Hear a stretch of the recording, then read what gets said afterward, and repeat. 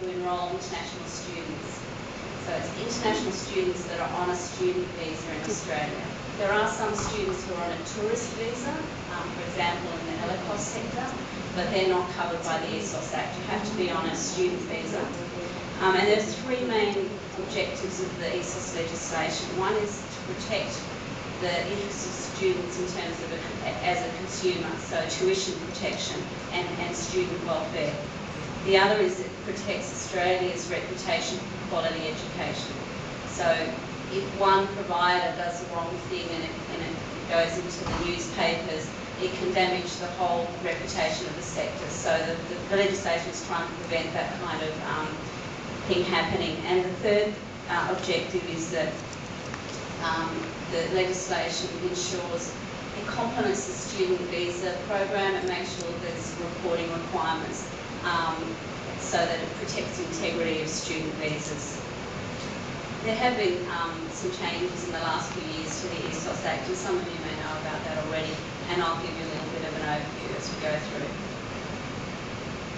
I've just said that only protects students on a student visa. It covers both public and private providers. There's about, I think, I'm a little bit out of date, but I think there's about 1,200 education providers who deliver to overseas students in Australia. And they all have to meet not only the ESOS Act, but all the quality assurance requirements under the quality legislation. Am I going too fast? Okay. Within the ESOS Act, there is legislation that has introduced what's called the Tuition Protection Scheme, or the TPS, and this is an extra layer of protection.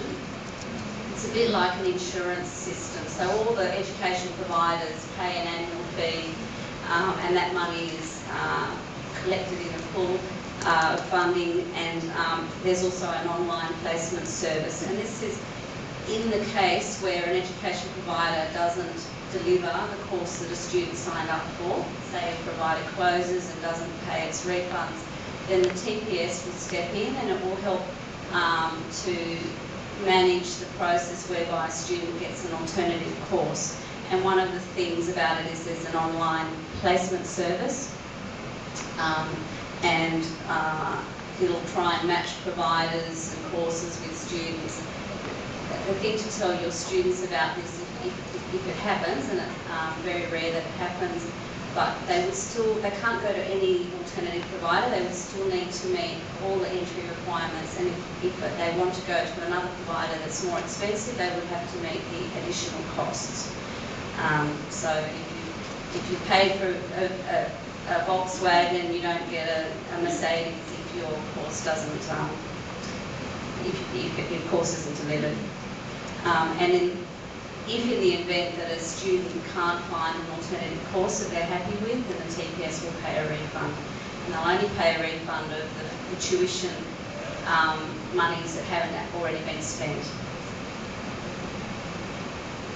This is just a little bit of a diagram of what it looks like. So on this side, there's the Overseas Student Tuition Fund. That's the money that's paid by all the providers. It sits in a pool, and the TPS director or the TPS administrator can draw on that money.